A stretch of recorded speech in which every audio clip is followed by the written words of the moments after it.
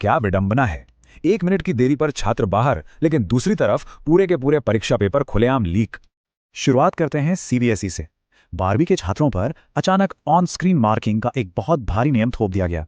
इस नए सिस्टम में छात्र लिखेंगे तो हाथों से, लेकिन उनकी कॉपियां स्कैन करके टीचर्स कंप्यूटर स्क्रीन पर चेक करेंगे। पेरेंट्स बेहद परेशान हैं। उनका कहना है कि ऐन परीक्षा से पहले ऐसा बदलाव किसी बम के फूटने जैसा है। तकनीकी जोखिम बहुत है।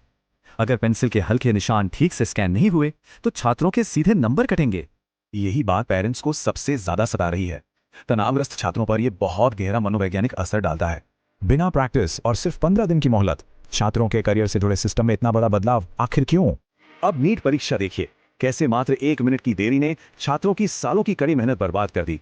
रैली के ट्रैफिक में फंसे छात्र 1:31 पर पहुंचे तो उनके लिए गेट हमेशा के लिए बंद हो चुके थे। लखनऊ के शाहनवाज और कर्नाटका की बीबी फातिमा के साथ भी यही हुआ। अधिकारियों ने कोई सहानुभूति नहीं दिखाई। अब सिस्टम का सबसे बड़ा पाखंड देखिए।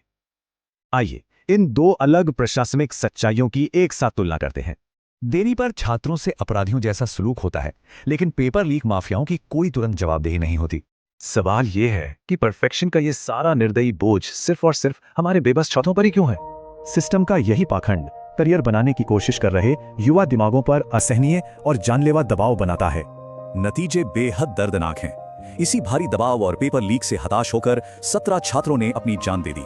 सड़कों पर रोते बिलखते पेरेंट्स गिड़गिड़ाते रहे, लेकिन सिस्टम चलाने वाले अधिकारी पत्थर दिल और पूरी तरह उदासीन बने रहे।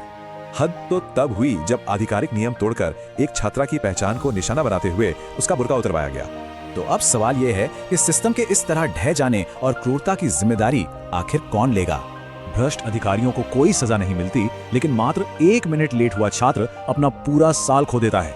कथित तौर पर छात्र प्रदर्शनों से ध्यान भटकाने के लिए अधिकारियों ने योग दिवस के दिन ही री एग्जाम रख दिया। अंत में एक अहम सवाल, क्या यह सिस्टम ज्ञान परख रहा है या सिर्फ छात्रों का मनोबल तोड़ रहा है? पूछना चाहता हूँ एक प्रश्न अपने देश की सरकार से, शिक्षा निदेशालय से भी, कि कब तक आखिरकार ऐसे विद्यार्थी परेशान होते रहेंगे? कब तक ऐसे ही नीट जैसे एग्जामिनेशंस के पेपर लीक होते रहेंगे?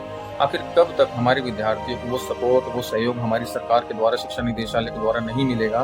क्या उनके ऊपर हमेशा ऐसे ही नए नए नियम, नए नए कड़े नियम लागू करके उनके ऊपर थोप दिया जाएगा, जिससे हमारे देश का जो उज्जवल भविष्य है, जो विद्यार्थी है, वो दब कर पिसता रहेगा? और एक क्वेश्चन और इस भारत सरकार से, आखिर कब तक ये चीजें होती रहेंगी और इसके अंदर सुधार करने के लिए आपके पास में क्या उपाय हैं? और साथ के साथ में उन विद्यार्थियों के लिए, अगर आप भी एक विद्यार्थी और आपके साथ भी ऐसा ही हुआ है, या फिर इसके अलावा भी आपके पास में कोई ऐसी जानकारी है, तो आप हमारे पास ऐसी जानकारी को साझा कर सकते हैं। कमेंट बॉक्स में अपनी राय जरूर बताएं और क्या कर सकते हैं देश के इन चीजों को सुधारने के लिए, देश के सिस्टम को सुधारने के लिए अपनी राय कमेंट बॉक्स में जरूर बताइए। धन्यवाद।